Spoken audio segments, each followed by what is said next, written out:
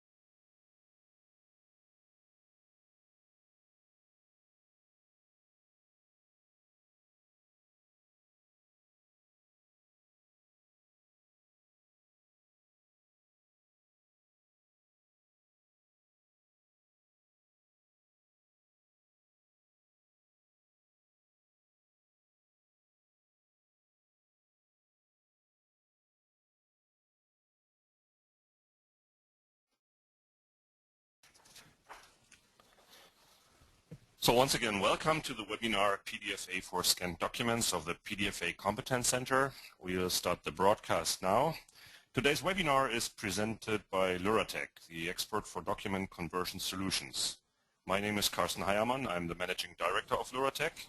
And for the practical presentation part we have foreseen for today's webinar, Luratech CTO Armin Ortmann is also here online. Hi Armin. Hello, good morning to you all. Before we start, I have some general information for you, some technical information on the webinar. Questions during the webinar can be sent by the text chat window that you will all have on your screen.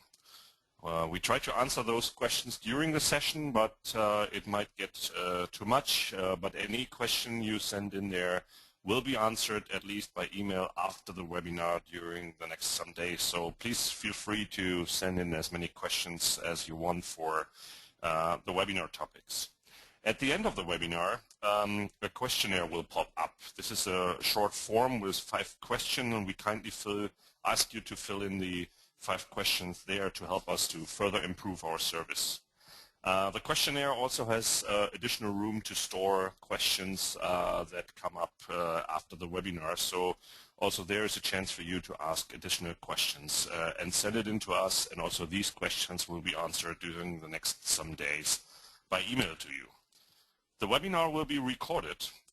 Please visit PDFA Competence Center's website, www.pdfa.org, for download information of the webinar recording during the next some days. You'll also find information on upcoming webinars of the PDFA Competence Center's series of webinars on PDFA on the website www.pdfa.org. during the next time. So please feel free to go back there and visit PDFA Competence Center's webinar to find out more on PDFA and on the webinar. Today, our special topic in the series of PDFA webinars is converting scanned documents into PDFA. And we should immediately start now with the presentation. I mean, would you help me to switch to the next slide? Yes, before we go in the details on what helps on scanned documents or what advantages on scanned documents PDFA can give you all, we should shortly talk about what's up to date, up till present, what's normal to do with scanned documents. And you might all know that a lot of the documents that are scanned in are stored in archives for archiving purposes, for workflow purposes, and long-term archiving purposes in TIFF Group 4 compression. This is for all documents that are scanned in, and once they are scanned in, get black and white. The other alternative is to, if you like to scan in your documents and preserve them in color, so that they look as the original documents looked before, there's not a lot of alternatives to the JPEG format, JPEG imaging format, imaging compression format. There are other formats that are used not that often, like PNG and bitmaps and other rastergraphic formats, but they all together have one common denominator, and that's they are raster graphics compression formats, not really designed to handle documents. Often there are special version formats. You might say that my color documents are in TIFF format, and yes, that's possible. Every page inside those multi-page TIFF documents is then again once more compressed with a JPEG, and also this has the same disadvantages as JPEG has. And talking about disadvantages of the existing solutions for storing scanned documents in electronic form, these formats are already at least two, if not more, that you need to just store your scanned documents in your long-term archive. Thinking about digital born documents, that is Office formats and other formats that are not coming from paper but directly digitally born, you have a lot more formats in your long-term archive. What is the problem? I return to that problem later. With TIFF Group 4 and black and white scanning, you for sure have a loss in information compared to your original paper document. What is a great disadvantage? Think about an example. You have a cabling plan in some electric documentation of a power plant or whatever, and the cabling plan says the red and the green and something cable on that graphics there. Scanning in black and white, you lose all that information, and this cabling plan is simply worthless. So there is definitely loss of information working with the good old TIFF Group 4 black and white compression with scanned documents. With JPEG, you can for sure introduce the color, but there's a trade-off. You, on the one hand, might have a bad image quality once the files are an acceptable file size. And if you really take a look at the image quality first, so that you have good images in your long-term archive, you really get huge file sizes. That's the trade-off. This is an either-or decision that you can do. There's no real optimal situation where you can have good quality and at the same point smaller file size that are acceptable in size. Another issue around all these formats, the two formats, at least two formats for scanned documents and all the other formats around digital born documents, is that there is no standardized way to store metadata, to connect that metadata with those files and store them together in one file. Of course, you can add metadata to a TIFF group, TIFF header. That's something that you can do. Most of that is proprietary extensions that is not interoperable with other formats and so on, and with other systems and so on. Of course, you can store inside JPEG something like IPTC metadata or EXIF or whatever. But you already see that these two are not really working together, and thinking about storing metadata in Office or whatever is simply not compatible, not interoperable, and you can't apply one metadata schema for all your documents that you need to archive in your company. So this is a great disadvantages of all the existing formats. And going back to the scanned documents, JPEGs or TIFF as files are absolutely not full text searchable. There is ways to store full text information inside document management systems or ECM, enterprise content management system, to simulate a full text searchability or as long as the documents are still inside the enterprise content management system. But once you take a document out there, send it to your customer or whomever, the full text searchability is definitely lost, and you can't flip or can't easily find a certain paragraph or whatever in a long multi-page document anymore. And you just have to go through the whole document to find the point you're looking for. Great disadvantages. Next slide, please. Yeah, talking about image quality versus file size, and the image loss here is a visual representation of what I told you before in theory.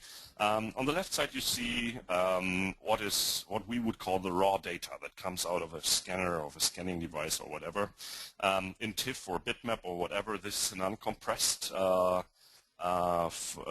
document. The file size for a letter size or a DIN A4 a page in 300 dpi in full color is approximately 25 megabytes, which is very good image quality for sure, but not acceptable at all in file size. Nobody can really afford to store all his mass-wise documentation or paperwork in electronic form when it is 25 megabytes per page. That's really too much. With JPEG, you see in the middle there, you might be able to get to acceptable file sizes somehow. But as I said before, once the file sizes are acceptable, small enough, you see those artifacts, as we call that, those distortions there, especially around the real net data that is in there, the real data that you need, the characters, the paragraphs, whatever, lines and tables and so on. And you see that there's color artifacts, there's just wrong colors in there, and also the edges of certain characters get blurred and unsharp. What is a real problem if you think about trying to recognize those characters later with an OCR to make it full text searchable or something? That's a real problem. And with TIFF group 4 on the right side, you absolutely might see the loss in information, in this case the color of course, but it has acceptable file size, and this is the only reason why people do that. So over the years it was the only alternative years ago to handle those mass-wise documents that you have to scan in and archive. But you see the disadvantages here. Next slide, please. Yeah, an alternative solution to those introduced scanned documents format might be PDF. Already over years, available since '93 is the first version of PDF out there in the market. It's a widely used format. Everybody has, almost everybody, or might even be everybody, has a PDF reader on his computer, on his desk. So this is a document format that you can really widely and ubiquitously use on all computers, and it has an advantage. You might want to use it to just unify the number of file formats or the file formats you have to store in your long-term archive. You can convert scanned documents by simple image to PDF solutions into PDF files, and you can convert, of course, everybody has done that before, Office files and other formats into PDF, and this might be a chance to really drill down the number of different file formats you need in your long-term archive, the number of different file formats you need to maintain reading and viewing capabilities over the years think about, for example, construction documents or whatever it is. All these documents have periods where you need to store them starting from 10 years going up to 100 years or even longer. And the real challenge now is to store something today and be sure that you have a reader available on a system. You really can't give any prediction on what technology that might be in 50 years in the future, and really keep those files readable. So thinking again about the zoo of archiving formats, the different archiving formats you have in your long-term archive, you have a real challenge to maintain viewing capabilities for all those. With PDF, you might be able to convert them all in nearly only one long-term archiving format, and you only have the much simpler challenge to keep PDF reading capabilities over the years. Another advantage of PDF that you have as a disadvantage with other scanned document formats is you can, of course, add full text to those files. Those scanned documents converted to PDF, when applying an OCR to that, they are definitely full text searchable. You can send those files to a supplier or a customer, and he has the chance to just search through the PDF file, which is a great advantage because it's a common way that is interoperable to everybody, that you can do those full text search. And PDF has the chance to give you advanced compression schemes. We return to those compression schemes later, which is a great chance to even get your data smaller or more easy to store and retrieve, of course. With the metadata, it's the same thing. PDF has standardized ways or has common ways to store metadata. So one conclusion could be PDF has none of the disadvantages of the legacy formats I introduced to you before. So that could be a solution. Now, we are talking about PDFA today, and PDFA is only a PDFA file is only PDFA compliant when it's compliant to PDF. That's a good thing to note, because that, on the other hand, says if you have PDF reading capability, you also have, with the same tool or whatever, have PDFA reading capability. It's just the same thing. Just PDFA says how to use PDF securely for long-term archiving. So PDFA is a description on what features are allowed from PDF, what features are not allowed to use from PDF because they are critical for long-term archiving, and some other rules are applied to use a PDF secure for long-term archiving. And with that said, if the decision for PDF as an archiving format is made, why not use PDFA with all its advantages over PDF in terms of being secure for long-term archiving and with all the advantages and all that PDF has, as I introduced before. Next slide, please. There will be webinars in this series of webinars introducing all the basics, the 101 of PDFA, and I'm going to skip over that here and just introduce it very quickly as a concept. As I said before, PDFA is a rule on how to use PDF securely for long-term archiving, and the goals of PDFA are to maintain the visual representation of today archived documents over the long term that you have to store them, and it's an archiving format for static content like invoices and anything else you have in your long-term archiving, but it's not covering things like video and so on. That's something for the future. It has this really consistent handling of metadata in there. It has also, in addition, an option to maintain the structure and the semantic meaning of content inside there. This is not really applicable for scanned documents. As we talk about that today, I also would say that this is part of later webinars in this series here. It guarantees you an easy access to the content. That's one of the major goals of PDFA, so that it's easy to maintain viewing capability over the years. And it has also some restrictions and some additional rules that you need to apply to PDFs to be PDFA compliant. This is, of course, done by tools and not by you personally, that are the tools that are PDFA compliant. Okay, I keep the 101 to another webinar, and we go on with the scanned documents. Please give me the next slide here. Talking about the advantages now of PDFA is talking about advantages of PDF for sure, but with PDFA, first time you have an internationally standardized, ISO standard compliant, long-term archiving format that gives you all the benefits that PDF has. For example, on this page you see the advantages of applying OCR, of having a full text searchability. I introduced it before a little bit. The idea is really to have full text search also outside your document management system, In this example here, this is a construction document that has 22 pages in here, and somebody searched for a specific German terms in there. You can see on the image there, and PDF and PDF readers have the capability of highlighting the hit inside a hit list and in the document, so that you have really an easy way to access the content, even if it is a long multi-page document that is outside your document management system. I call it after a download in a digital library, or after having sent a document to customers, suppliers, or lawyers. This is the OCR, full text searchability advantage, that you can introduce by using PDFA instead of TIFF Group 4 or JPEG. Next slide, please.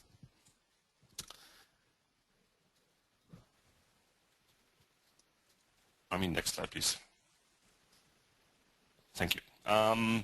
Another advantage I introduced you before is again kind of a PDF advantage, but again the story is the same. It is in ISO compliant way for long-term archiving, now available with PDFA. It is all about compression schemes. For black and white documents, as you can see here, TIFF Group 4 is not the final answer in terms of file size and quality. You can, inside PDF from PDFA, you can use JBIG2. Your document conversion solution will apply JBIG2 compression to black and white content, maybe automatically. And you see that using PDFA does not really mean for scanned documents that the files get bigger. It's just the opposite way. Fax Group 4 file, as an example, is the same example as before, mentioned here on the, or showed here on the left side of the samples here, and you can see by the sizes in the latest row here, in the lower row here, that you can go down to approximately like 50% of the file size of a Fax Group 4 document when you use PDFA. So this is a great advantage even for just black and white stored documents, if you like to do that any longer. If you do not like to do that any longer and you want to work in color, there's also a solution with an enhanced compression scheme. Next slide, please. Known from JPEG 2000, but as a principle also available in PDF or PDFA, you can apply so-called MRC, mixed raster content compression, to your color scanned documents. Scanned documents in color. The basic idea of that is to split color scanned documents into 3 layers before compressing it. You can see that here in the graphic, and not compressing it with a JPEG or JPEG 2000 as a whole, as an image, because the statistical properties or the statistical data of regions of that documents are really different. You see in the middle layer here, the so-called mask or text and graphic shapes layer, you see that there is the black and white text information stored. This is really about sharp edges. This is really the net data that you have to preserve in your compressed document, in your stored document, and therefore this is separated in a layer. And this can be compressed really good with TIFF Group 4 or with JBIG2 I just introduced a second before. What can be good compressed with TIFF Group 4 or JBIG2 is the background here. It's the photorealistic images that might be the yellowish background of an old document, or a photo, or whatever it is, a company logo or whatever it is, that goes into the background here as a separate layer, as a separate image, and of course can be compressed very well with JPEG. And so can the foreground image that stores the information what color the black and white text in the mask layer has had before. So this is the third layer, store the color information of a text. These 3 layers are, from their statistical properties, are super prepared to be highly compressed with existing compression schemes as JPEG and JBIG2 and so on. And the result is one PDFA file, when you frame a PDFA around that 3 layers here, one PDFA file that is really highly compressed and has a very good image quality, as we can see on the next slide. Yeah, again, this is the sample of from the very beginning of our presentation here today, and you see again the 25 megabyte around that uncompressed original raw data. You see the TIFF file here with an acceptable file size. You see the distorted, blurred JPEG file with a kind of acceptable file size. And on the right side, I can't see. Maybe it's a refresh problem. I mean, can you go back a slide and force again? Oh yeah, here it is. Yeah. Now the refresh is there for me too. Thanks. And on the right side, you see the PDFA file that has real acceptable file size and a very good image quality with sharp, especially characters and everything else. So applying mixed raster content compression can help you to use color scanning now in your company if you like to. The rule of thumb I introduce to my customers or my listeners here, the auditorium I want to give you is if you work in black and white, PDFA enhanced compression schemes can give you half of the file size as you are used to with TIFF Group 4. If you work in full color, the full color just needs the same amount of storage, the same file size as you are used to spend for the same document in TIFF Group 4 black and white only. So this is a great advantage that you can apply those color schemes. One more slide before we go into the practical presentation of all that, so that you also believe me what I'm telling you here, is about the conversion of scanned documents, about the process that you can apply. And the graphics on the upper side of this slide here shows you obviously that everything starts with paper, and there will be a scanning device, and the scanning device outputs TIFF, JPEGs, and PDFs, and whatever you output today. And this is a very important information. Using PDFA doesn't mean that you have to exchange anything that you already have. You can still use your same scanners, the same scanning software that output the same TIFFs or JPEGs to a hard drive. But just they do not longer directly output it to network, workflow, software, storage, ECM or DMS system, but they output to an intermediate, I'd say, in the middle device or computer or software like the Lure document PDF compressor we will have a look at in a second. This one picks up all the existing file formats and converts them to PDFA, and this can be done in batch conversion, can be done, as I say, unattended. It can be run on a computer where nobody sits in front of, so it can be fully automated. The good news really is you do not need to change your existing systems. You just cut the flow of your documents through your capture workflow at some point, and there at this point you introduce something like the Lure document PDF compressor which automatically does all the conversion jobs for you and does additional things like applying OCR for full text searchability, and does additional things like merging single pages document to multi-page PDFA documents, and so on, and then it goes to the existing systems again, like your network, your workflow, or your storage system. Next slide, please. Yeah, let's have a look at that. Armin will show us now what I introduced you verbally until now. Okay. Armin. So I have basically prepared a folder with a few examples. So we do have 3 bitonal or black and white documents here. Please excuse that these are basically in German, but I think you can easily see the structure of the documents. These are some scanned forms, and this one is basically an invoice from a huge supermarket. And I also have a few color documents here. This one is already named multi-page because it consists of 2 pages, and this one is also just a scanned invoice from a supplier. So you see stamps in here, you see handwritten marks here on the margin, and so on and so forth. Lots of colors here.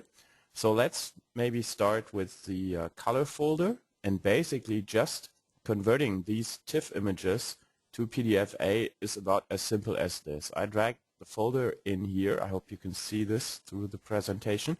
Simply by dragging and dropping, and then by editing basically just the, let's give it a name, and basically just adding the encoder compatibility here, which by standard is PDF Adobe Reader 6.0, which is PDF 1.7, I think. I'm changing this to PDF-A, and that's about all it takes. The other properties, such as the input directory, the output will go right next to the input, and basically for every input document I have here, whether it's a one-page document or a two-page document, a corresponding PDF document will be created. So I simply hit start here. You can see it starts right away, and it processes the two documents independently. I have a dual core system here, so two processes get launched, and you directly see the results right here. And I can also directly go and open them in the absolutely standard Adobe Reader, and you hardly see anything at first glance, but of course they have been converted, they have been compressed, and you can see this here. If you go to the details page, you can then see that from the original uncompressed size, they have been compressed down to considerably less than 100 kilobytes per page. Of course, these are totally uncompressed. They are 300 dpi. Lots of scanners can produce compressed LZW, TIFF, for example, and get you to sizes around 1 to 3 megabytes per page. But what we are talking about here is something such as 30 or 50 kilobytes per page, and that's the output result. So you see the text is still quite legible. Most of the degradation through the compression occurs in the background of the document. Okay, that's for color, but this also works, of course, for bitonal images, where here I have the 3 bitonal or black and white or grayscale images. If you look at the details, this one is the original uncompressed size, this is LZW compressed, and this one is already fax G4 compressed. So this is also already compressed pretty strongly, but still, let's see what we can do. And we were also talking about batch processing. Of course, dragging and dropping a folder in here is quite nice, but what you usually want to do in some industrial environment, or at least in a high-performance environment, is run this in the background, run it unattendedly, and simply have some semi-automatic way to convert documents without users dragging and dropping things and opening the GUI and setting properties and stuff like that. So I will drag this folder, which is basically empty. It just contains a subfolder. I will drag it in here, maybe also give it a name for distinction. And of course, once again, I have to set this to PDF-A. And now I will set this folder to be a so-called hot folder or watched folder. I will basically specify that it is to be checked every 10 seconds for incoming content. So whenever a new document appears in this folder, the PDF compressor will start to convert it if it conforms to one of these input file formats which are specified here. I could also go ahead and merge everything within a folder into a single PDF document. I could include subfolders. I won't do this for now because it will just make things more complicated. And but I will set a few options here. I will specify input files to be moved.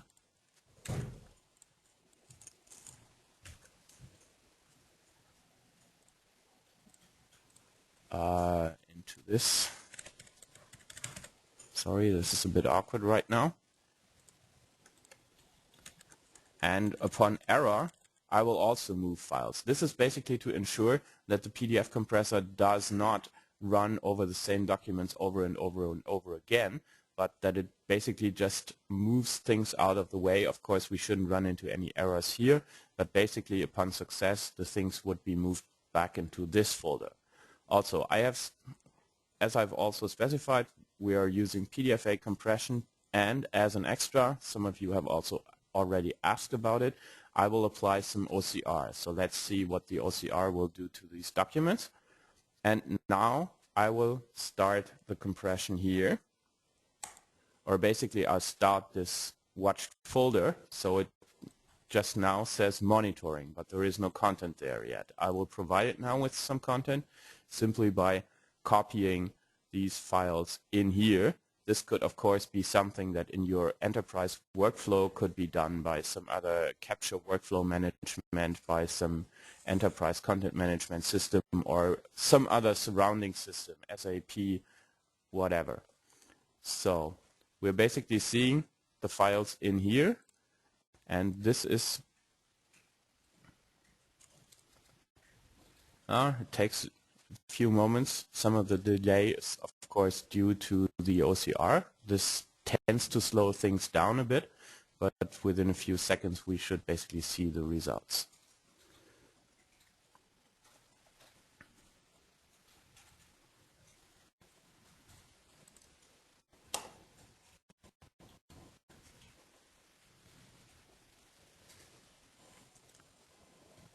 So we have the results here. You see all of them are around 30 to 40 kilobytes per page, where one could basically, as a rule of thumb, for these kinds of documents, you will have a one-digit number of kilobytes for the OCR. So somewhere around 5, 6, 7, 8 kilobytes per page are due to the OCR results being embedded here. And you see that even the FACS-G4 compressed original, this original here, has been considerably reduced. The result is only some 35 kilobytes where the original was some 60 kilobytes. And let's see what the results look like. You see still at 100% these results are very legible, they're quite clear, and you can, due to the full text search, you can now mark text in here. You can copy it and paste it, or you can look for terms in here, as you could do in any regular PDF document. Okay, so much for that. For the OCR and for everything else, of course, there's lots of further options available. You can merge documents, you can split them by certain rules, you can have elaborate rules for headers and footers to be inserted, and so on and so forth. I won't go into that much detail here. Just one more thing to demonstrate you. This is an example of how the MRC compression actually works. I have pre-created this one, and it's actually not a PDF-A because I want to be able to show you these layers, and that's not allowed in the PDF-A standard. But concerning the contents and the technique used, this is just about equal to what one of our MRC compressed PDF-As would look like or would contain. And if you manipulate the layers here, you basically see the effects of the layering. This is the background layer, and I can drop it out or put it back in and you see these background patterns which are colored but with low contrast. They are put in the background. They are compressed differently, whereas this text remains crisp and clear, and it also retains its color because the color of the text is still another layer.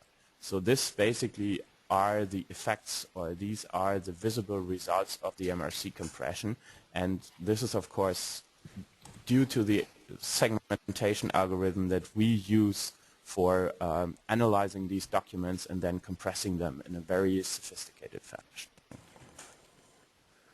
Okay, Carsten, did I miss anything? Anything else we need to point out? Thank you, Armin. Thanks a lot for that presentation. If you don't mind, switch back to the PowerPoint slides.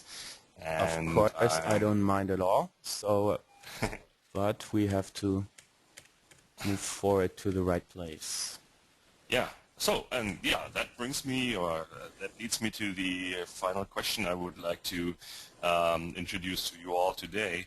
PDF-A, it looks like this is a real cool technology that has a lot of advantages for long-term archiving in several aspects. And the basic question is, if you put your PDF-A documents to an archiving format for that, if you put your scanned documents to PDF-A as a long-term archiving format, is this gone the next year, or does it really Does it really apply for the next some 10, 20, 50 years, whatever your period of maintaining your documents in your long-term archive are? So is it a hype, as everybody talks about that, or is it a future archiving format? And I would like to introduce you to some projects and give you some hints on who is already doing that, in what applications, and with what amounts of documents, and you might be able to find out whether it's a hype or a future archiving format yourself then with those examples. Next slide, please. First of all, I want to introduce you to two projects. These are customer case studies of Luratech, so we can talk about that open. It's also published. There's a German state bank called HELABA, Hessische Landesbank Thüringen, for those of you who know. And I want to introduce you to their project because it's really interesting also for those of you who think about starting to use PDFA.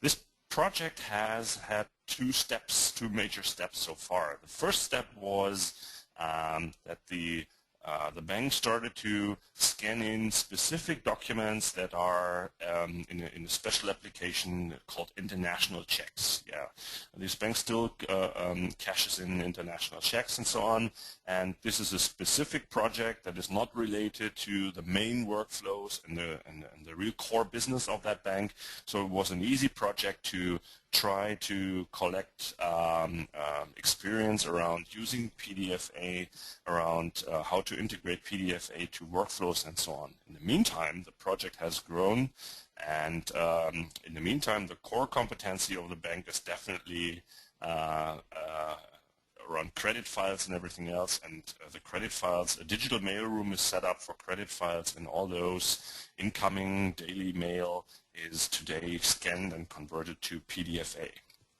Another thing I want to introduce you regarding this project is that the used tools inside that bank is what you all know. It's the daily tools that you all know. Just in addition, there is the Luratech PDF compressor. Everything else is pretty standard, like Cofag, and Capture, like an EMC Centera archiving hardware, like a special application that is the application of a bank, but that could also be an application of any other industry. So nothing has changed really, just the document flow has been separated at some point, and the Lura document PDF compressor was inserted there. Results of those projects is now the bank has full color scans in their electronic archive. This is an advantage because the task-based worker in that bank now have a lot easier access to those documents. They can understand it better, just as the documents look like they're paper originals. They have high compressed PDFA files in their storage system that saves a lot of storage, but also retrieval time and network bandwidth. All the credit files are full text searchable, which is a great advantage as they are multi-page and long. Not as a side effect, but as a main effect, all those credit files are now ready for long-term archiving. Their readability over the years is now secured by applying PDFA to those documents. And as an outlook, what happens next is this is just a first step on the way to have just a single archiving format in that bank here. Next slide, please. Another project I want to introduce you has almost the same results, but it is a project inside a city, so it's a governmental project. This city has even a 3-steps plan. The first step was, again, a smaller, simpler project to start with, convert paper of resident registration to PDFA, paper residence registration documents to PDFA. This is already years ago now, and even the second step of the project, converting construction files, which are a lot more complex files, to PDFA, is done in the meantime. And the third, as a plan, what happens next is again use PDFA for all digital files. With the construction files, something special is to mention here. What the city found out here, and what is also published as a customer case study, is that PDFA is suitable on the one hand for mass-wise conversion of documents that are kind of smaller, like letter size or DIN A4 or even smaller, but also on the other hand for those large documents that sit in construction documents like technical drawings and everything else that can have several hundred megabytes in raw data. So it's really suitable for almost any kind of static content that is in your files. High compressed PDFA files again reduce storage costs and bandwidth needs. Long-term readability of all those files is secured by using PDFA, and the files are now available quickly. That is a general advantage of digitization for daily research. Research means they can search through the files now as they are containing the full text by applying an OCR during production of those files. Next slide, please.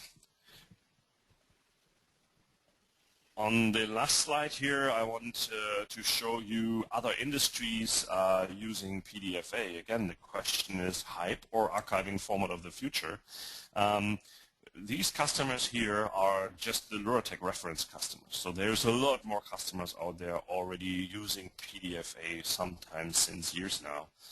Just these some reference customers here are several billion pages that are already archived and have to be preserved between like 10 years or even more than 100 years. And on the lower right side, you see libraries who want to store those files simply forever. So there are already really several billion pages out there that have to be maintained now for decades or hundreds of years now, and this gives you a hint that the PDFA format, what is an ISO standard that is published forever without any kind of going back and potentially making it void or whatever. So this is really something that will maintain over the years, or will be there over the years. And as industries, you see on the lower left side, on the higher left side, upper left side, there are a certain number of banks. There are insurance company on the middle left side. There are highly regulated industry customers coming from the energy industry and so on the right side, on the lower left side. On the higher right side, there are more companies that have construction documents for power plants, for planes, for ships, for automotive, and so on. And on the lower right side, you see that also a great application area, a big application area, are the libraries and state archives and so on. So for me, question, is it a hype or an archiving format of the future, might be answered with just these slides here and thinking about who has to store what for how long. Okay, next slide, please, which is the last one. I want to say thank you to all of you. It's 11:45 now, so we are exactly on time.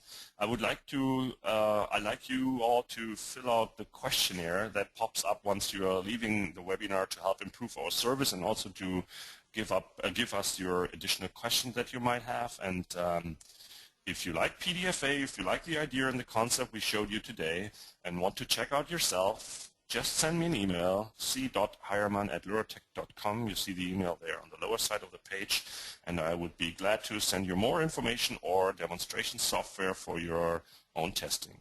Thanks a lot, and see you next time in the next webinar of the PDFA Competence Center.